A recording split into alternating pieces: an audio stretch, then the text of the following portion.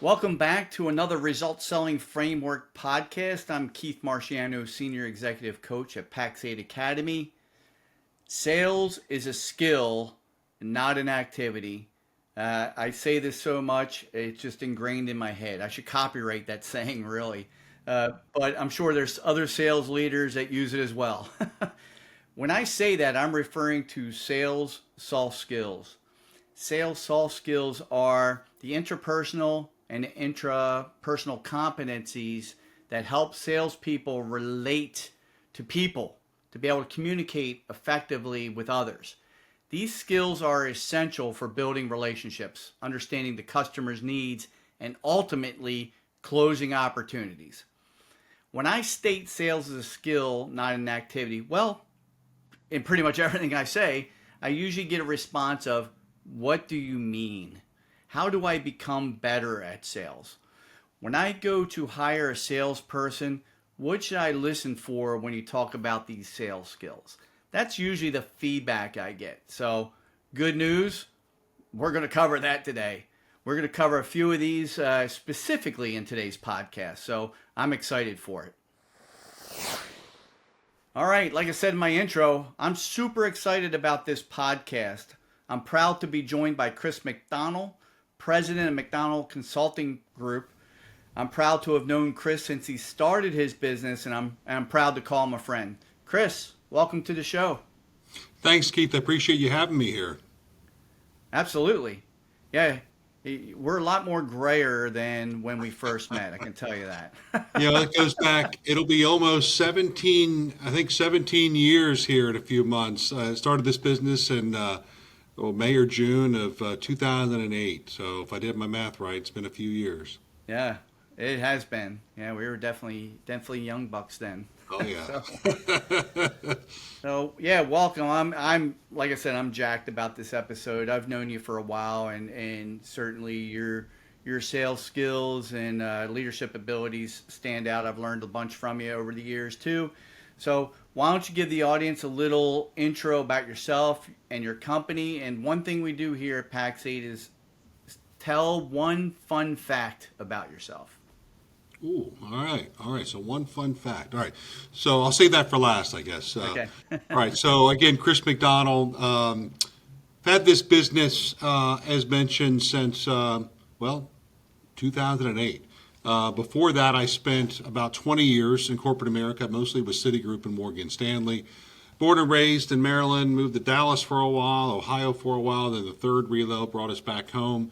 Then '08 happened. Never fully intended on being self-employed, but we shut down my whole platform in the financial crisis, and I had to decide what I wanted to do. So that kind of led us here, almost 17 years later. So McDonell Consulting Group is an authorized licensee of Sandler. So we're a global organization with obviously provide sales training, leadership development, strategic customer care, and all aspects of management consulting and hiring. So again, a pleasure to be here today. Oh, my fun thing about myself, I almost forgot. How could I forget that? I would have reminded you. I'll throw out something here. Every now and then I put this out there, but Pocahontas is my 13th great grandmother. Oh, that is interesting and fun. Right? Nice. 13. We have the family tree that shows all that. So I remember back in elementary, middle school, bringing that the class one time. So you saw the movie. You see the resemblance, right? That's right. Yeah. Exactly. So but that's my claim to is, fame. how did you find that out? Where did what got you? What kind of brought that up? My grandmother was very proud of that. And I remember when I was very young, she took the time to show me everything. And your dad is the 12th great grandson. I'm the so she's my 13th great grandmother, and so that's my one claim to fame. I don't know how fun it is, but it's a claim to fame, I guess. Yeah, very interesting. That's cool. I guess it's just passed it down from generation to generation, right? Yeah, absolutely. Cool stuff. I'll give the audience one fun fact. Chris and I live probably within 5 miles of one another. So, yes, we're here in Maryland. We're both Oriole and Ravens fans. So, yeah, no arguments here around football or baseball today. We're on the same team. Absolutely. Excellent. So, what got you started in sales, and what do you like most about this profession? So, probably by accident, many, many years ago, right? Yeah, none of And us went to college for this. I can tell you that. right, right. And it's one of those things that just dealing with people, interacting with people. I know that sounds like a cliche, but I really enjoyed learning about other people. And I think it was interesting in my corporate days, we were trained on more traditional selling. We'll talk more about this later, the features and benefits and why Hmm. people should buy from you and all that. And over the years, you kind of learn, like, wait a second, people buy for their reasons, not yours. So I got into it and just always stayed with it. Managed salespeople, managed large sales operations teams over the years. At Citigroup, I had about an $800 million business that I ran there with about 200 and some people on my team. So, with a heavy responsibility for sales at the end of the day. But that really kind of led me to this 17 years ago when we shut down the platform and I was looking for that next thing. That's pretty awesome. And I remember, like, just kind of like you said, you kind of trip into it. I was out of college. I worked for Enterprise Rent a Car, going through the management trainee program, and I was running, branches, kind of running a business. They taught you how to do that. Great training program there, but it was very retail, a lot of hours, starting a family. It's like, man, what do I want to do? Like, I can't work 70, 80 hours a week doing this. This is kind of tough to start a family. And then I was like, what do I like most about working here? And it was going out to car dealerships and places that weren't giving us business and talking to them and having that conversation. It was more of a retail sale, but it's like kind of what got me spawned to say, hey, it'd be pretty cool to have that independence and, learn more about how to be a good salesperson. You're right. The way we sold, 20, 25 years ago, even 15 years ago is totally different today. Yeah, And you're talking about the buyer. That's like spot on. absolutely. So, over your vast experience in working with salespeople, whether it was Citigroup or with your current business and coaching them, why do salespeople fail? And, why do owners have a hard time in finding good salespeople to begin with? That's a great question, and one with a lot of moving parts, as you can imagine, right? And I think one of the things I'll start with why salespeople fail. I mean, there's two different paths there, right? There's what the salesperson is responsible for if they're working for an organization, and what leadership's responsible for, right? So there's kind of two different aspects there. I think the first part, Keith, a lot of people say, there's that saying, work smarter, not harder, right? Mm-hmm. Well, Yep. for a salesperson, especially one that's going out there and really wants to be the best salesperson, it's not work smarter. It's not work smarter, not harder. It's work smarter and harder, Mm. right? Because you have to work smart and you have to be able to be very disciplined. I think a lot of salespeople today rely on, it's easy to rely on different things to support their business. Of course, social media is great. Technology is fantastic. So it's used to help salespeople grow, not as in place of working harder. So it's that grind, it's understanding and discipline and really doing all that I think sometimes can be an issue. And sometimes it's through no fault of their own. Maybe they're taught that way. Hey, you don't have to worry about doing this, but work smarter and harder for a salesperson. Because if a salesperson has success, a lot of times the reason they fail is because of that success. What I mean by that is you take salesperson, say, we'll just call this salesperson Bob. Bob has a lot of success for a year, grows and builds a pipeline and has a great year. And all of a sudden he fails the second year because he thought, well, this is just going to come easy, right? It's just the deals are just come flying in. But he stops doing the basics. He stops prospecting. He stops looking for that ideal client, doing all those behaviors that are needed because he was successful. So success can kind of make someone fail eventually, if that makes sense. I think that's number one. Also, a salesperson that doesn't follow a process, right? You have to have some sort of a process. And to be able to follow that process, to know where you are if the train falls off the track. And I think the second part of that question you asked, Keith, was it why do managers and owners have a hard time finding good salespeople? Was that the question? Yeah, finding good salespeople or qualified salespeople to help them find new business, right? Well, so on the other edge of it there, a lot of times it is difficult to find good people, right, in any role. Difficult but not impossible. And I think what a lot of managers do, there's poor hiring practices, poor interviewing. I was in an interview, I sat in an interview not too long ago, and I heard the manager ask a question. So say if you were the interview, hey Keith, are you good with people? And what are you going to say if I ask you that question? I'm going to say, yeah, I'm great with Yeah, people. you're great.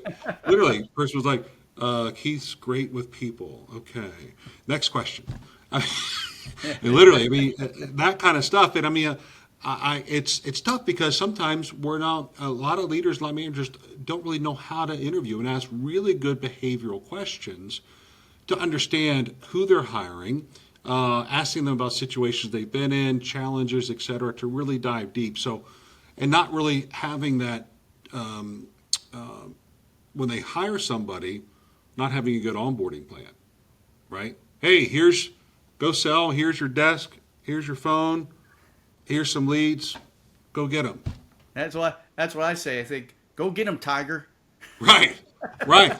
Go get them. And if you ask all the leaders on the company, on what day should a salesperson be productive, you have different answers across the board. I mean, is there an onboarding plan? Is there a 90, 120-day onboarding plan to set them up for success? Because turnover is going to be very high unless you have to hire the right person, which requires good interviewing skills, and then set them up for success with a really good onboarding plan. Man, spot on. That's just spot on. It's from a standpoint, like, we could hire the best salesperson in the world, but if you don't teach them about like who you are, your company culture, your vision, your direction, like they're the ones that are going to be representing you out in the marketplace. At least that, the very basics, let alone like, hey, what do we sell? Who are we selling it to? What makes us different and unique, right? How to use your CRM, tools and things like that. And then specifically, hey, if we have this target industry, let's start building some lists. Like, that's all part of onboarding. Like, you're never going to have that. A salesperson should never have that much time available ever again. Is that first 90 days of kind of ramping up. Yeah, absolutely. And understand the company culture, getting to know people, and just so it's so much into that versus, hey, here's your, when I got into sales, that's how back in the early 90s, here's your desk, here's your phone, go get them. Yeah. Right? And there was a lot of, so anyhow, we can all talk about stories where we walked uphill backwards the same way or whatever with a 100-pound backpack on our back, but who has time for that? In a blizzard. In a blizzard, of course. Yeah, and our audience, right, is MSPs, IT service providers. Typically started by somebody that's technically competent, very skilled at right. IT services, right? And you get into this sales piece, and it can be foreign to them in some ways. Even I even coach some business people that are very savvy on the business side, and they have a very challenging time of hiring the right person and helping them be successful in selling IT services. Right. It's not. We're not selling a commodity here. It's, a service, a non-tangible item. So getting this piece right is vital. 100%. And not easy. Right. So a couple things that we want, in my intro, sales is a skill, and, these sales soft skills that we're going to talk about here today. To you, what are some of the most important or key soft skills that are vital for success that you want to cover today, that you cover for many in your career? I think, Keith, one of the biggest ones that gets often overlooked, and everyone knows what it is, but it's active listening. And it is because we have a lot of noise out there, right? We have distractions. I mean, you know, there's distractions everywhere. And it's easy for salespeople to be distracted in a meeting. So I think, well, from a prospect perspective, actually from a human perspective, people have to be heard, want to be heard and understood. So a lot of times, if you're telling me something about your issues, or if you're a prospect and I'm a salesperson, a lot of times salespeople, knowingly or not, they're listening for what they're going to say next because they're nervous or just want to make sure I got to get this point across, and they're going to miss so much of what was said. So if you're telling me some things about your business, and say if I'm a managed services provider and I'm in sales and I'm not listening properly to what issues you've had, maybe with break fix or whatever it is, I need to be able to say, Keith, what I heard you saying was, over the last year, you've had a lot of frustration around this, and around this. I just want to make sure, did I hear that correctly? I just want to make sure that I understand. Just something as simple as that allows the prospect to go, they heard me, or he heard me and understood me. And it can also allow them to add to that or correct if we didn't get it right. But sometimes we just jump ahead and I've heard that a million times. Let me tell you how we can solve that. So active listening, I'd say an easy number one. There's a few number twos and number threes, but I think active listening's up there. Yeah. So from a standpoint, paying full attention. You're right. There's so many distractions out there, and you hit number one. It's like we're ready to fly in with our superhero cape on how we can solve that problem, instead of, like you said, acknowledging what you heard and maybe even asking a few more questions behind it to clarify it and to find out really, hey, how's that problem impacting your company? It's, Yeah. You're right. Shows that you're listening. What's the benefit from a salesperson? I guess, from a standpoint of that is, how do we practice active listening? It's probably one of the biggest questions I get. So, I mean, it's you can practice active listening all the time, and it's one of those things. It could be in a personal relationship. It could be with a friend, with a neighbor. It's amazing that when you were able to truly, in essence, paraphrase what someone said to you, not ad nauseum, not all the time. That's what there's literal reality, right? So you have to be able to understand that. If you're in an argument with somebody, right, or if someone's coming to you and say, like for example, I remember one time my daughter probably is going to throw something at me for saying this, but she was in high school and she wanted to have like a big party at the house, right, around holiday time with all these people there, and she was like, here's what we have to do, blah blah blah. And I could have said, no, we can't do that right away, but I said, you know what, that's probably not going to work. So basically, I said something like, let me just make sure I understand you. You want to make sure that I am able to be at this place and this place, basically almost at the same time, and then your mom's going to do this, and then I basically repeated everything back to her, right? Yeah. And then I said, I just want to make sure, is that what I heard you saying? I said it very nurturingly. And she looked at me and said, well, yeah, maybe that won't work then. Okay. And then the conversation was over. But if I would have kind of fought back, if you will, with my fatherly, no, we can't do that, that probably wouldn't have gone over well. Active listening allows that person to realize they heard me and understood me, and then they reframe it in their own heads, and they can decide whether or not that makes sense or not. Does that make sense? That's it. Yep. Paraphrasing what they said, repeating back. I love using it on the home front. It's like you said, it's sometimes you just want to veg out and shut everything down from work, but listening to loved ones and actually soaking it in on that side, it can be a key way to improve your skill on that side. 100%, and it gets pretty deep. It really does. It's so important. Yeah, and it kind of ties in. If I look at active listening, the one thing that is also pretty darn important is communication. How does communication tie into this active listening? I think you touched on it a little bit, but clear communication skills as a soft skill. How to what are the challenges salespeople face around that, and where should they improve? How should they improve around communicating better? It's a great question, and I'll start with this. I mean, you cannot not communicate, right? We're always communicating, and so some people say, well, they didn't say. By not saying anything back to somebody, you're communicating to them. They're wondering what they're going to fill in the gaps. You could be at a crowded movie and someone's making a lot of noise in front of you. You don't have to say any words. There's ways to communicate. So traditionally, there's your words, right? There's your tonality, and there's your body language, right? And there's a lot of studies out there, and so, but typically the words have the least amount of impact. Mm. It's your tonality and body language. So here's an example I use a lot. I probably overuse it, but it gets the point across. I'll use it with you right now. So if I'm going to say the following 5 words to you, you tell me if it's a different or same meaning each time. You ready? Okay. All right. So I'm going to say, Keith, that's a really nice shirt. Now I'm going to say a second time, that's a really nice shirt.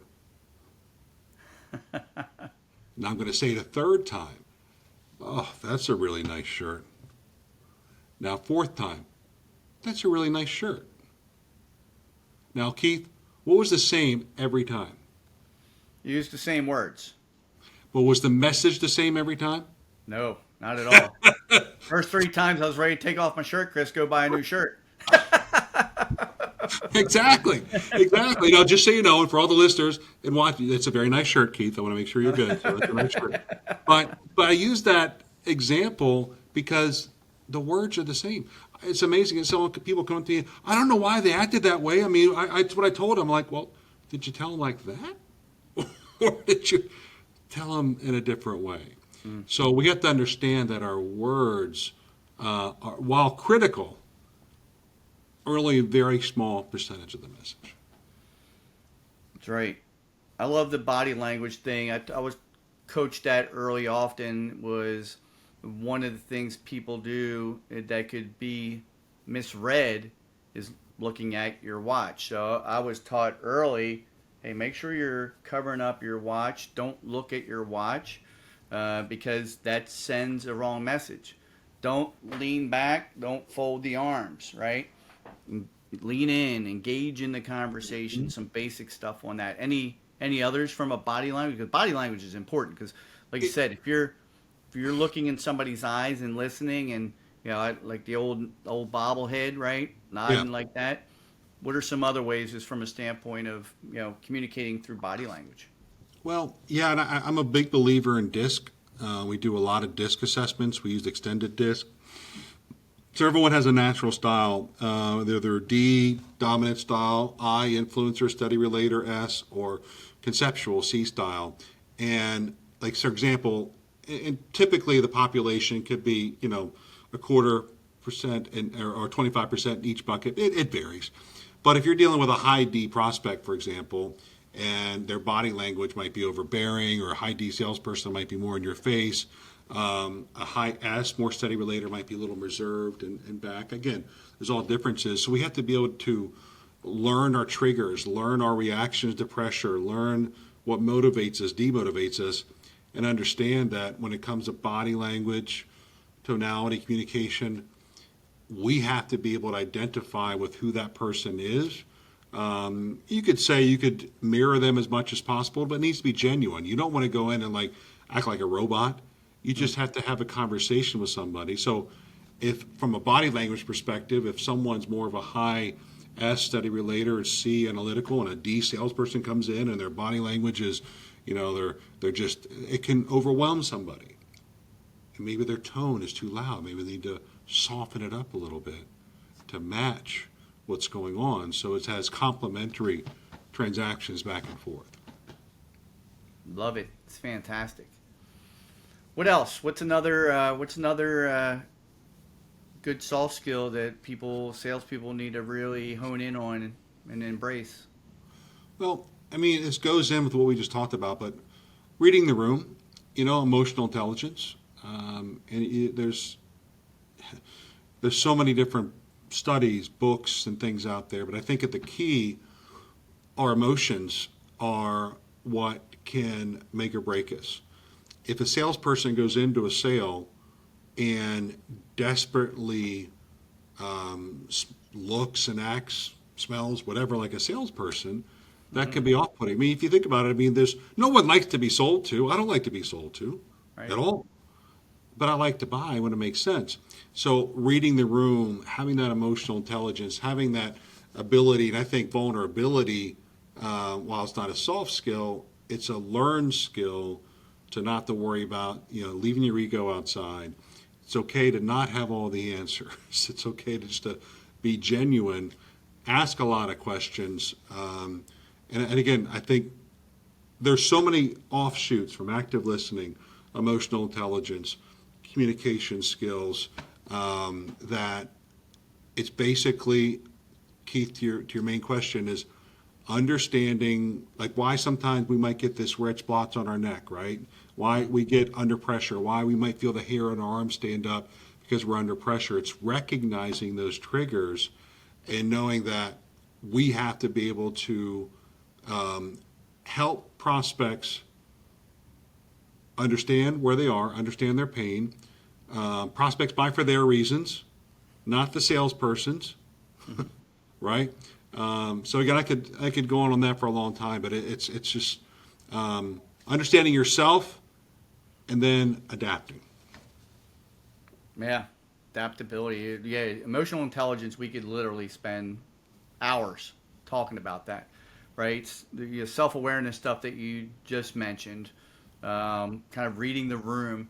I always like this too, even from an interview question and for leaders looking for salespeople, but also for the salesperson themselves is, having a passion around what you do beyond the money that you make or the status, right? Money motivation is one component, but there's a lot of others, and you need to really feed into that. If you're focusing on the commission, the buyer is going to smell that a mile away, and you're not gonna have a snowball's chance in hell of winning. Right, right, absolutely. Yeah, yeah. This topic helped me in my career just from a standpoint of, you get into, like you said, you've got different people that possibly in the room that you're selling to, different personas in there, and it can be nervous, right? It can make you nervous. You got to be able to handle the pressure, digest what's going on, and the motivations of each person, right? Which prompts me, Keith, because we're talking about sales, and then obviously you asked earlier about was an owner or leader, why do they have a hard time finding qualified sales professionals and keeping them? I'll mention this. Sales leaders have a very important role, obviously, right? From one-on-one meetings to onboarding, coaching, etc. But not taking things for granted. I mean, they have to understand, they have to be with their salespeople when they're with prospects as well. It can't be all the time, but when they are with, hey, Keith, if I'm your leader, I'm meeting you out someplace, we work for ABC company, I would say, Keith, let's set up 2 or 3 sales meetings where we can go together. Let's talk about it. Let's pre-call, plan them, etc. And I think for a sales leader to recognize the communication styles and the fears and trepidations their salespeople have, there's 3 roles they can be in. One role could be an observer, right? And they're just observing on that sales call. Another role is a participant, where it's a joint sales call where they both have roles. And the other role could be a flat-out leader. Well, where the sales leader is leading it on purpose, and the salesperson is watching, observing, and then they talk about it afterwards. But I see all too often, which I'm sure you can appreciate, that pre-gaming, pre-call planning is not happening. A sales leader goes out on a meeting with the salesperson, and they just kind of jump in and do. And the prospect probably confused. So understanding each other's roles and sticking to that, pre-call planning, post-sales call debriefing, talking about all the different soft skills, talking about following the sales process. That's what makes things stick. Money. That is spot on. Uh, yeah, you got to be present. Like Yeah. in our world, the owner is typically owner-led sales for a while, and because they're technical and may not really, sales isn't like their most enjoyable thing to do. They get to a certain level and they hire a salesperson and they feel like, off my plate, man. Yep. Go get them, Tiger. Laissez Right? faire. Yeah. Yeah, yeah, yeah. It's at that point you're responsible for the success of that salesperson. And I used to remember going on ride along. The pre-sale Yeah. meeting is what questions are we asking? What problems have they already prompted? And then what additional questions are we going to ask? How's the flow? And then role playing different curveballs that could come up in that meeting, right? Um, I used to love doing this. So we go in the meeting. Again, there to assist. I kind of sat back, let the salesperson run point, wouldn't let them trip. If there was things I was thinking of, I'd write them down as the leader, then ask the question later on if it wasn't addressed during the conversation. And then on the ride home was like the best part. I always like to go with the salesperson because you can do some of that role play in the car while you're driving to the appointment and then on the way back. Today with virtual, it could be in office, so you could still do the same thing. But I used to ask a few important questions. What did we do well? And I wanted to hear from the salesperson, what did we do well? What went well in this conversation? What could we improve upon? And I wanted to Yep. hear that self-awareness from the salesperson. And if there's something that I caught, like you said, a soft skill, that drive home or that extra block of time, I'd always block it as a leader, some extra time after the appointment to do a post-game, post-mortem, whatever you want to call it, debrief with the salesperson. It's only going to help them. And if So you're a important. salesperson, you should be doing that stuff yourself too. If you don't have a leader doing that with you, Well, right? yeah, absolutely. And then what do you do well differently? And I had a couple more in there too. More, what can you do more of? What can you do less of sometimes? It kind of brings things out. But I love that, Keith. It's so important to do that. And to your point, sometimes sales leaders, especially here's one back to the hiring. And I'm glad you it triggered me there. Sometimes sales leaders today or owners, they want to hire someone with experience, right? Nothing wrong with that. Matter of fact, it could be great. But let's just say someone has 20 years of experience in sales. Well, you and I both know that that's different for everybody, right? 20 years experience may mean 1 year of experience repeated 20 times over for one salesperson. And 20 years experience for another salesperson could mean continually growing and over those 20 years, growing themselves, understanding the modern buyer. Two different types of salespeople. So I think that leaders sometimes get, I hired this person with 20, 25 years experience, and then they assume, well, they don't need my coaching. They don't need this. They don't need that. And it's a recipe for disaster. Oh yeah. Yeah, I would say you look at it. Yeah, I want to throw this a different question for you. That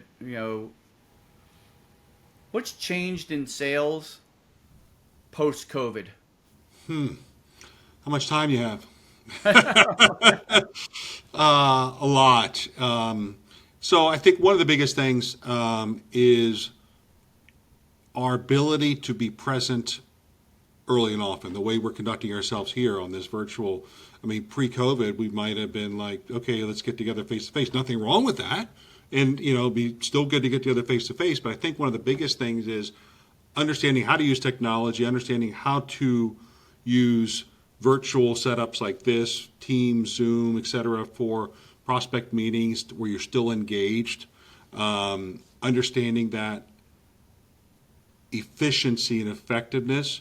Like there's some people like Keith, I'm sure I obviously remember, like we all do, some people, I can't use Zoom, I can't do this, I got to be face to face. I get it, but that's more of a, hey, I'm not used to technology, I'm not used to that, and maybe I'm fearful.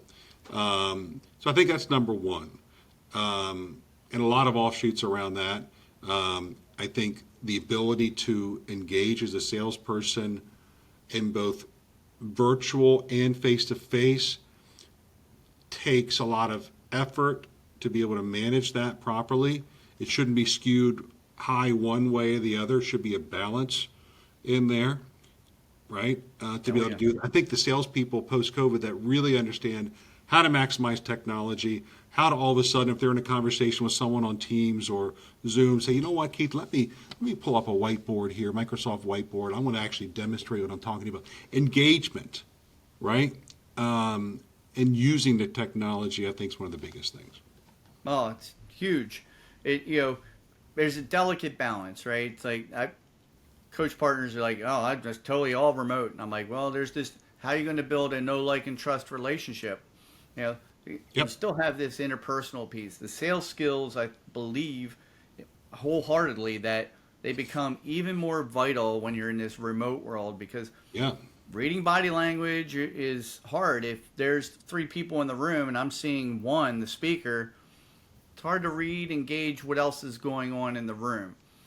So there is that balance of using technology and still, having that face-to-face for the relationship and building that relationship. And I really feel, the skills need to shine at this point more than ever because there's so many choices and there's so much information that's out there now. The buyer, by the time they get to you, right, they're just asking a few questions that they can't get the answers for themselves these days.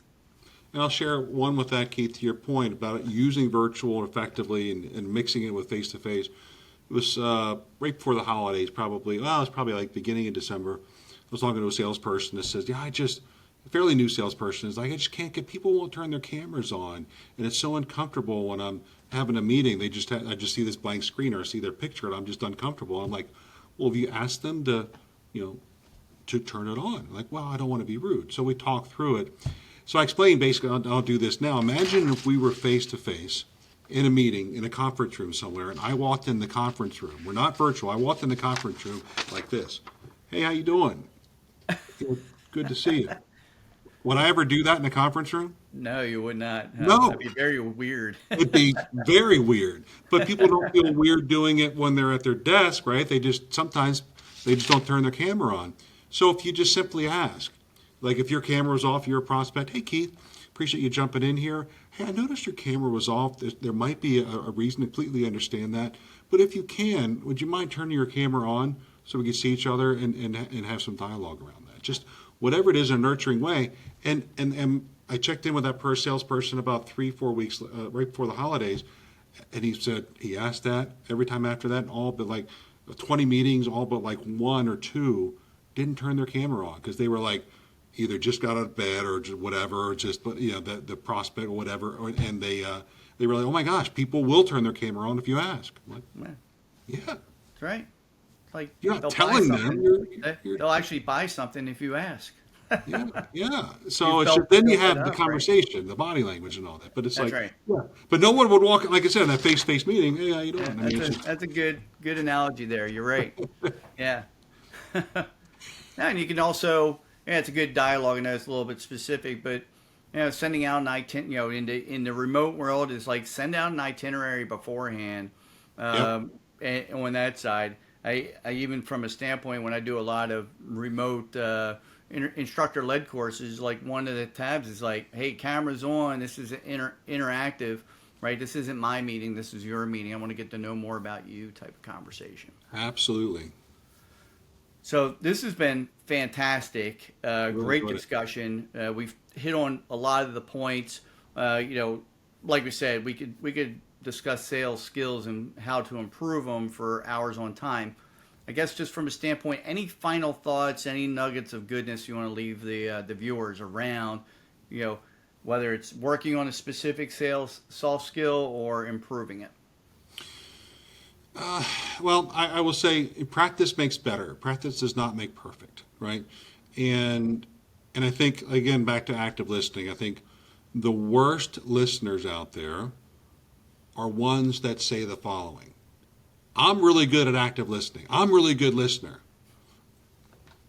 When I hear that, I'm like, oh, man. Because I can tell you, I'll raise my hand and say, I am a horrible listener. And because of that, I am working on it every single day.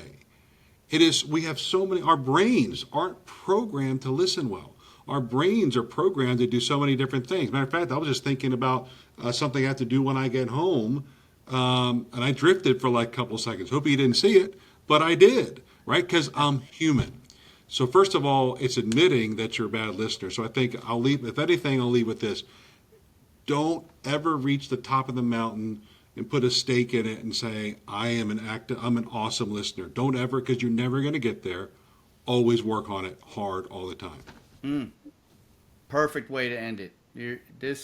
Being a professional salesperson is constant learning.